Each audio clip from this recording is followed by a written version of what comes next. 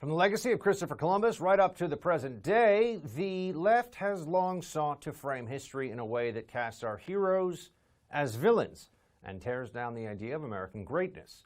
So what's the left's ultimate goal with all this? And more importantly, how do we fight back? Joining us now is the author of The War on History, The Conspiracy to Rewrite America's Past, Daily Signal columnist Jarrett Stepman. Jarrett, great to have you. Thanks very much for having me, Buck.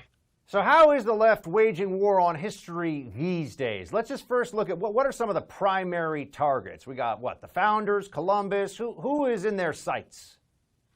Well, these days, it's pretty much everybody. I mean, I think at one time, the discussion started with, well, maybe this is about the legacy of the Confederacy or something like this. But now we even have Abraham Lincoln coming under fire. The San Francisco Unified School District just ruled essentially that they were going to remove the name of Abraham Lincoln from a high school, that he was added to a list of dishonorable people that they need to strip from their schools.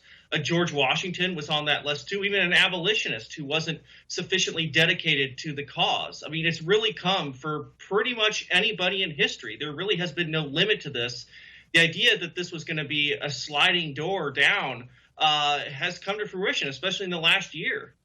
Give us a sense of who are some of the newer targets, right? I mean, who has come into disrepute according to the left's efforts to rewrite history that weren't necessarily there in the past?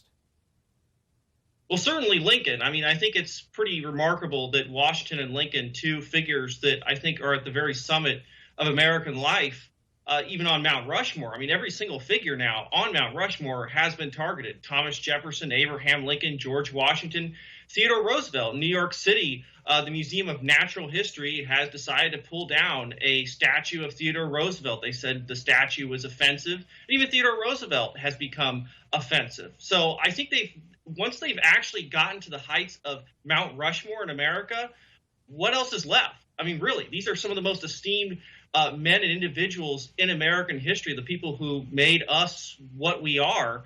If those are the heights they're willing to go, there's nowhere else to go. I mean, they want to tear down the system root and branch, and that's where it's been. That's where it's gone, even in a short amount of time, even the last few years. Is social media a big part of the acceleration of these efforts? How is it that now it feels like more than ever these campaigns can get a tremendous amount of attention and momentum, cancellation campaigns of different aspects of history, whether it's a Gandhi statue, Christopher Columbus statue, there was that conquistador statue down in New Mexico, right? I mean, all of a sudden, it'll be at the top of the headlines. How is this happening? And is it happening more frequently, or are we just more aware of it?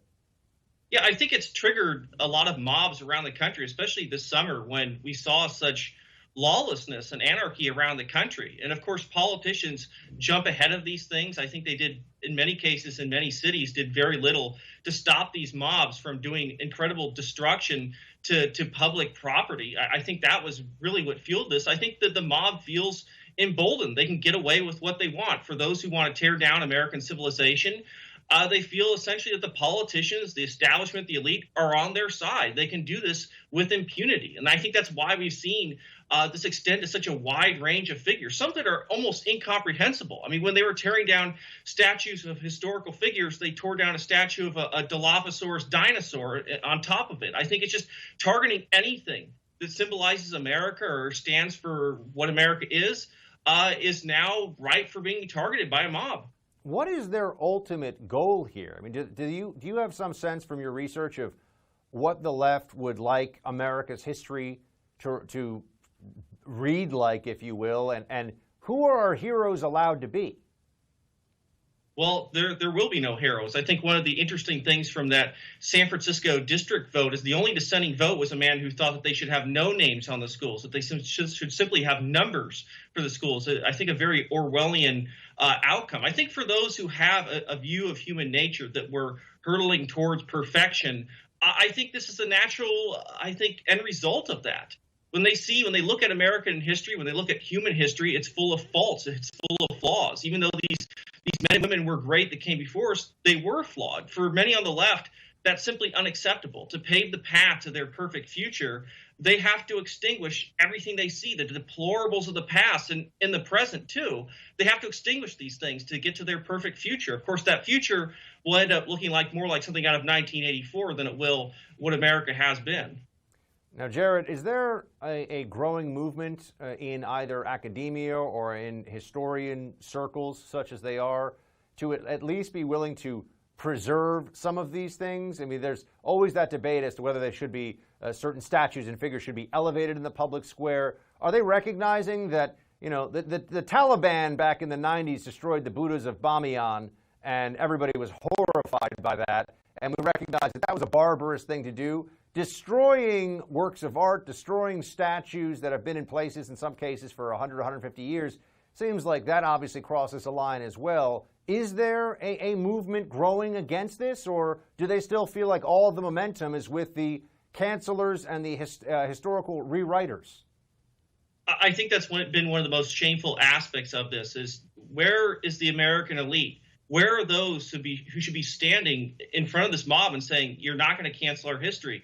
Where's the faculty of Harvard? I mean, many of them are leading on the charge. They're willing to go along with the mob. I think many who know that what's happening right now is wrong, many who've studied history, but I think they're afraid. I think they're chilled by what they see is this kind of woke cancel culture. If there is any kind of resistance, I think it's regular Americans. I think it's average Americans who still have that kernel of faith in what this country was and is, who uphold this, who teach their kids that George Washington, Abraham Lincoln, these were great Americans. They created this wonderful constitutional system that we have enjoyed, that's allowed us to become this great country. I think it's the average Americans who are fighting back against this more than academia, than the intellectual elite, which I think has really abandoned this cause.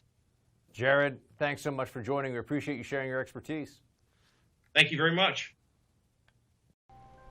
Thanks for watching the Heritage Foundation's YouTube channel. With more than 500,000 members, we are the nation's largest conservative research and education institution.